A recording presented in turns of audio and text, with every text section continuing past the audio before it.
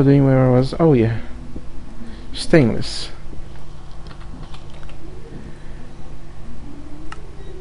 If you take some stainless steel and place it here on the crafting, and take a hammer.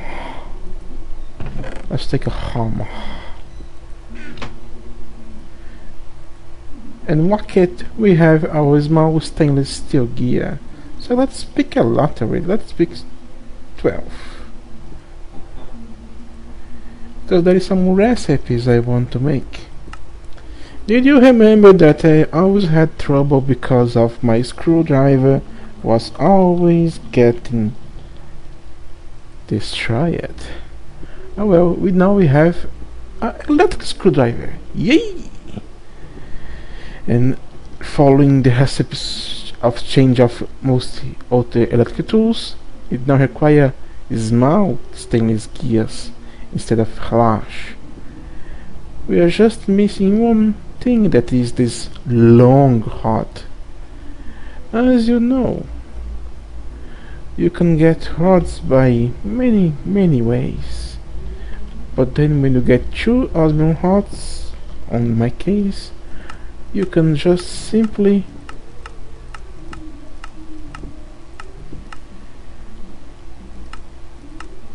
what? There is no.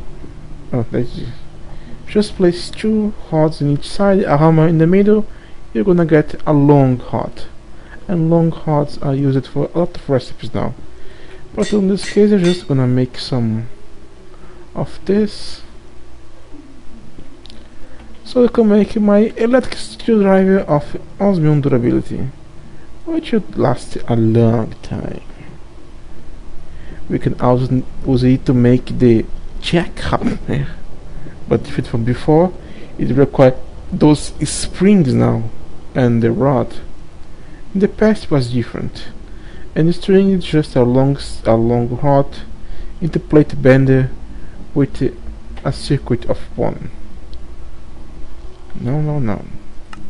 Where was we? Here. Oh, what are I missing? Oh, the battery. Of course, the battery. Always the battery. Don't have none. Have to make one. Now let's try that again. All of this. The battery. And always left is the long stick. And here we have our beautiful low voltage osmium screwdriver.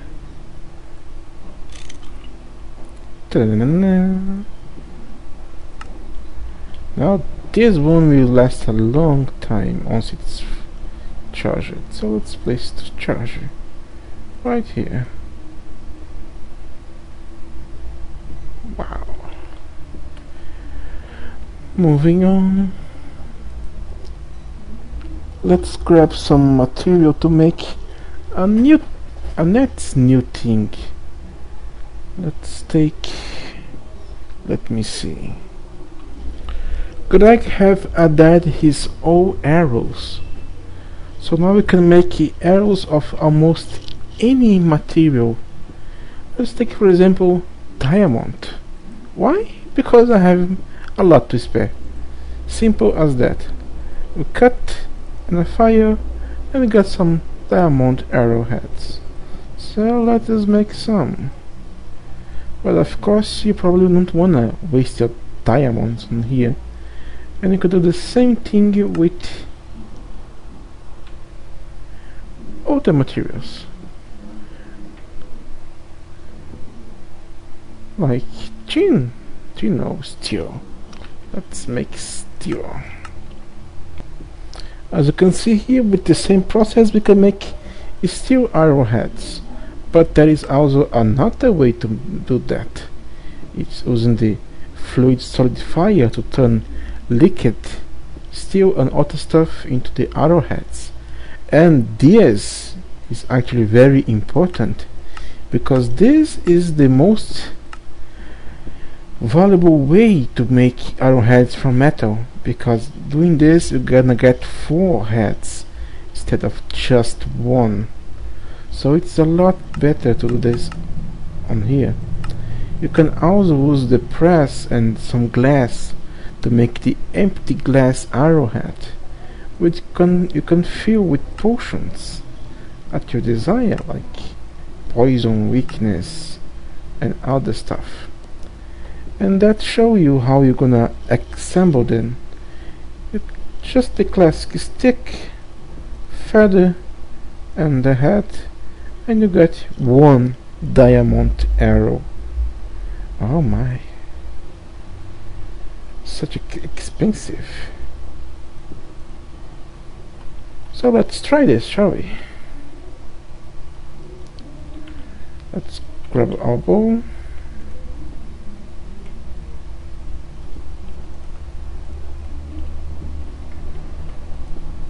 There should be a way to tell which arrow to use. As it now, I believe the only way to tell which arrow gonna be used is by the placement on your inventory. So let's look for something to shoot. I don't wanna shoot my animals on crater. Yeah, let's get this ship that is looking around my place. Take this. Wow, instant kill. Let's shoot this here and get it back, just like a normal arrow. Let's try to make an arc. Let's shoot right here at the ceiling. There you go. No ship, it's my arrow. It landed right here. Must be asking, why did I show that? The reason is quite simple. Greg did not the only one type of arrow, it is the two types. We have this one normal, as I just showed you, but we have also has an other type. Instead of using a wood stick, if you use a plastic rod, you're gonna get a light version of your arrow of choice. And what that means is that light arrows will travel more far than the normal arrows, because they are light. So if you take down here and shoot it, you see that it's gonna reach very far. Now let's swap places and let's do this. One here and another here. Now let's see how it landed.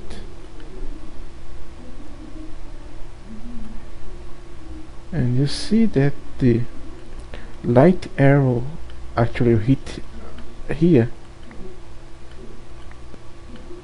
while the normal arrow down here. So this is pretty helpful for people that have trouble with calculating the arcs of arrow, like me. I always do that. Now let's do the classic. Let's shoot ourselves in the face.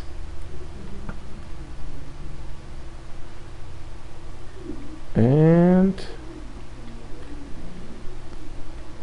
here he goes. But it is not over yet. We can do still another thing with these arrows. We can coat it with the special properties, and it is actually very simple. If you take a chemical bat, place what you want to battle the arrow, and place your arrow here. It's gonna get processed and it's gonna coated. On this case, it's with the junction. If I hit an enemy with it, it will teleport, but then it will not be able to teleport again. You can have very different effects on it. Holy water gonna give it smite 3.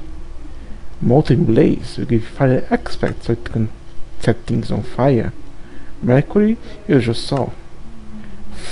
Fiery blood will give it a even higher fire aspect. And lastly, molten rubber will gonna give it knockback.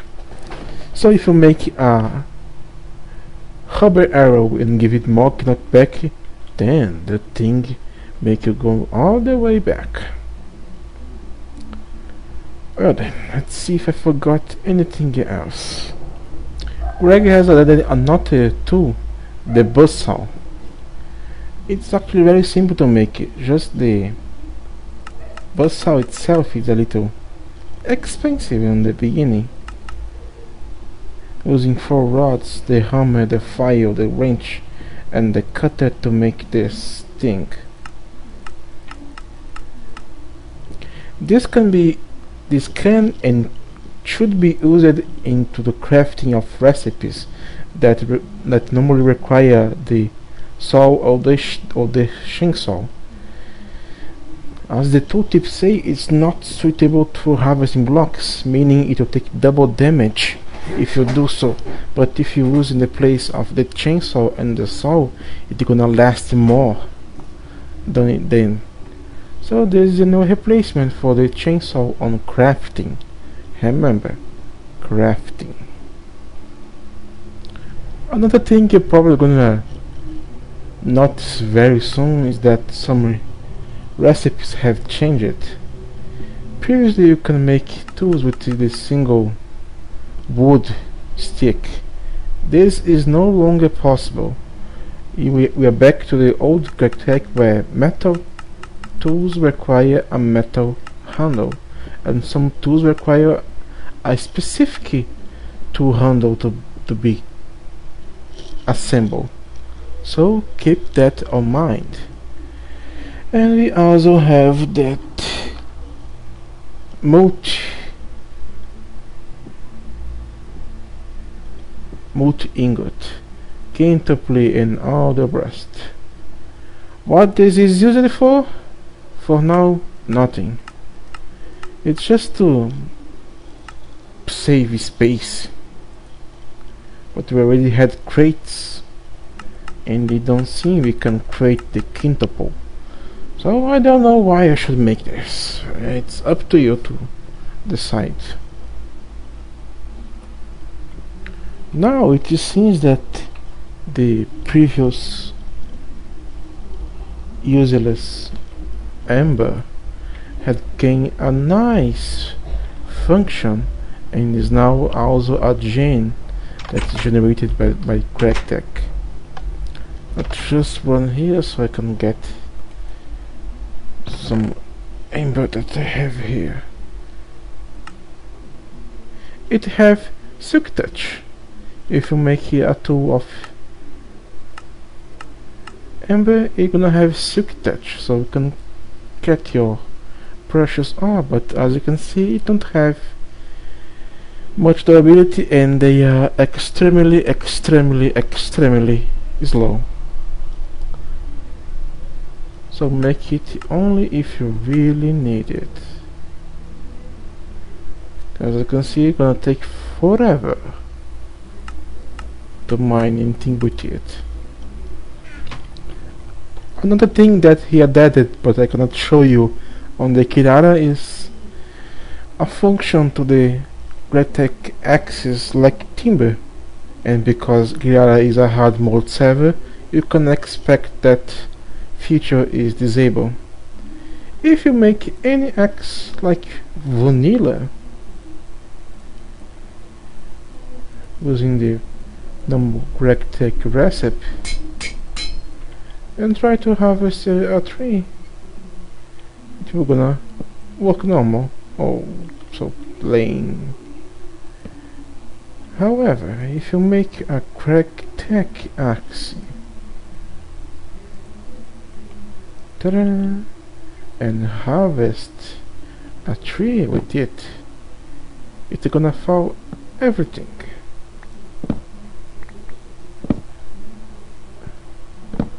Just like timber, I suppose. Well, it's not like, but it is very much like it. Oh well, it's gonna still remain some. But I guess it's faster to do this than the normal way of it. Especially if you think on my choice of trees that there are the birch.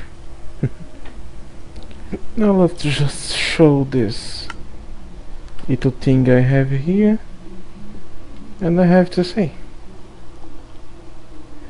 this is the last episode of the Awaken Nightmare Season 3. This is truly is. I have shown you all I have built it and what was left behind, like the lens and the electronic cycle, the new arrows, how to coat it, the new components. I'll show you some, the rest is just gonna be on your own discovery. This is On God finishing this let's play. Thank you for all of you who watch it.